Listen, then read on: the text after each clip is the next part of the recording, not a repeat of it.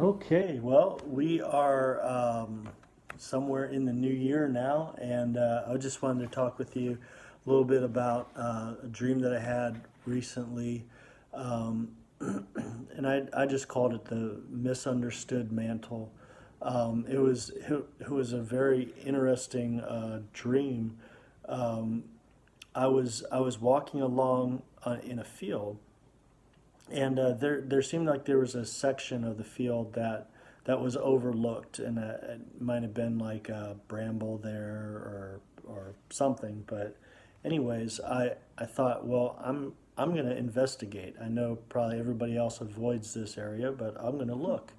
And so I looked into that area, and I was awarded something for just looking, and it was a fishnet tunic, and it was it was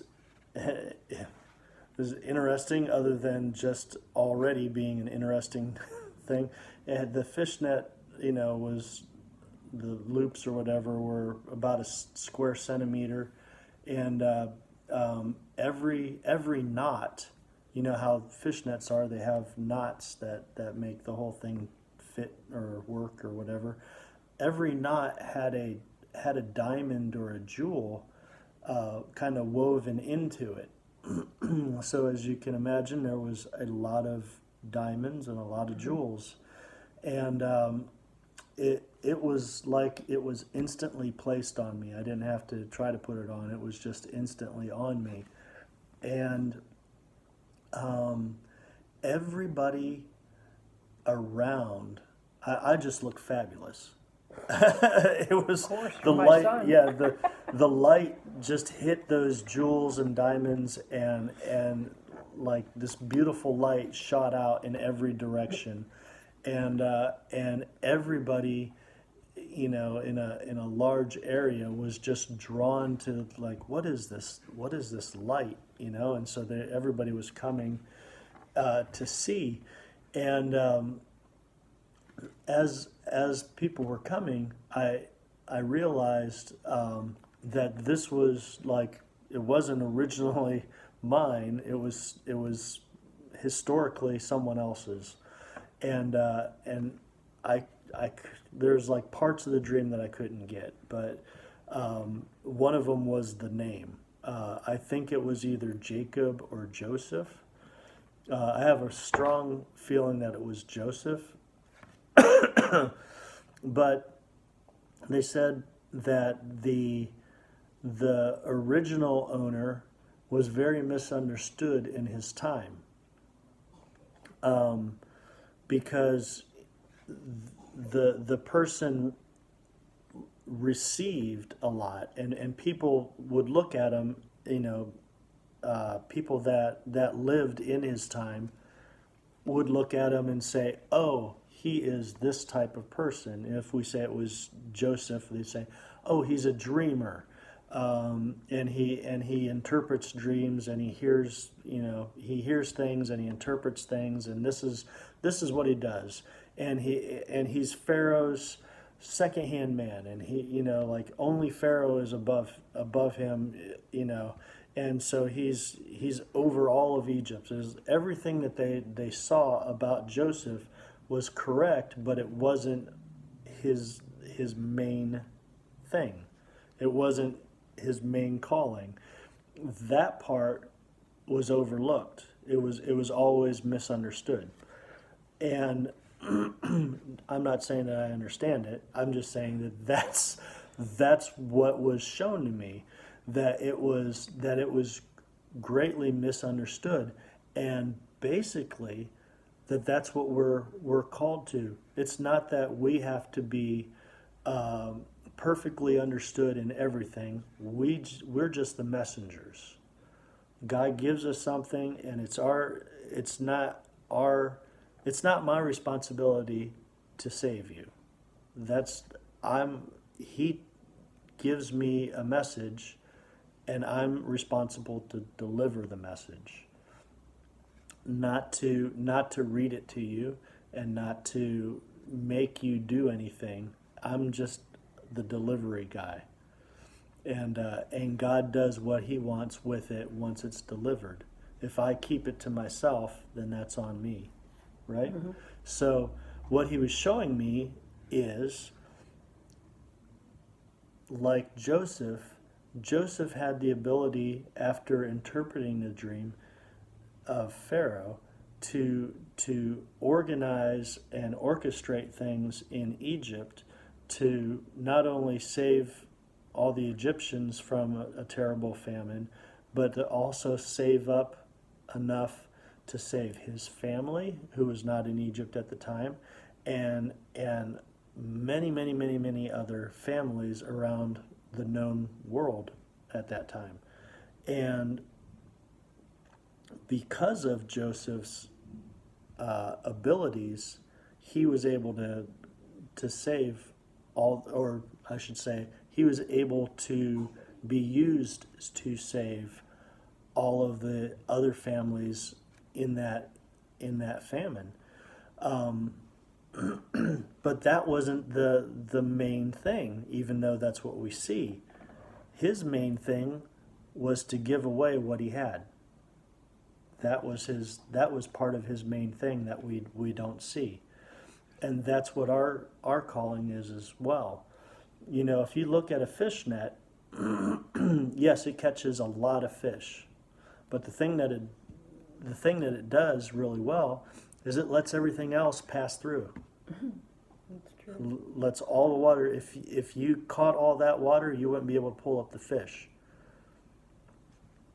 That's where we as a people need to learn how to let go. We get a lot of stuff and we can hold on to it all, but we're only going to be able to pull up about 3 fish. If we let go of about 98% of that water and let it pass through, we're going to be able to pull up, you know, like Jesus said, pull on the other side, put your net in the other side, and you'll have a great catch. They were basically breaking their nets, trying to pull all the, what was it, like 153 fish. I was going to say 173. Well, You know, I was thinking, you said about the mantle being misunderstood. That's Yeah. like Bob's, you know, his gift, his mantle. I think a lot of people misunderstood Bob. I mean, they knew he was a prophet, but I think they misunderstood him as a person, and therefore they a lot. And you see that with other people today. You know, you follow people follow after a person, you know, instead of looking to the one who gave the gift. Yeah. Right. Yeah. But I think Bob was misunderstood. You know, he was a prophet, but he was a great teacher. Yeah. You know. Yeah. And you know, he. But then again, like what, everything that he got, he gave away. He did everything. He wasn't hoarding Nope. the word or anything. Nope. Usually he gave it away as soon as he got it, too. He did, yeah, and that was great. And I think it's something the Lord gave me just a couple weeks ago was about the gifts, you know, keys and gifts. Mm-hmm. And he said, you know, it's like He's giving us keys and gifts. He's giving them to us. Yeah. But they're not for us. We distribute them, and that's exactly what Bob did. Yeah. And that's Yeah. what we should do, because they're not for us. Yeah. You know, now it was funny just thinking on the dream. I can't really imagine what I look like in a fishnet tunic, but it probably isn't very pretty. And just thinking of flesh in a fishnet thing, like most of what you're going to see is flesh sticking out in a way, and without those jewels, it probably would not have been a pretty sight. But the places, what I'm getting at is there is a lot of flesh in the church, just There is. That's what we're being saved through. And God's not surprised by that or anything. He doesn't fall off the throne every time he sees our mistakes. He's just like, never get up. I know. That's covered. That's covered. It's all covered. But it's got to, you know what? It's got to be okay for us to be able to see each other and say that, you know what? That's covered. That's covered.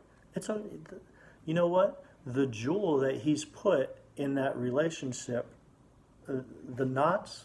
Let me explain. The knots in that fishnet are actually relational. That's what those knots represent is relationship. And I remember Bob talking about that some years ago, where there was a fishnet, and those knots were like the hands of people holding each other's hands, and if people don't embrace each other, there's going to be no harvest. Jesus said, you know, they'll know, they being the world, they will know about me because of your love. That's true. I mean, that's the. I'm paraphrasing probably horribly, but it's basically our love, His love in us towards each other, that people are going to recognize who Jesus is.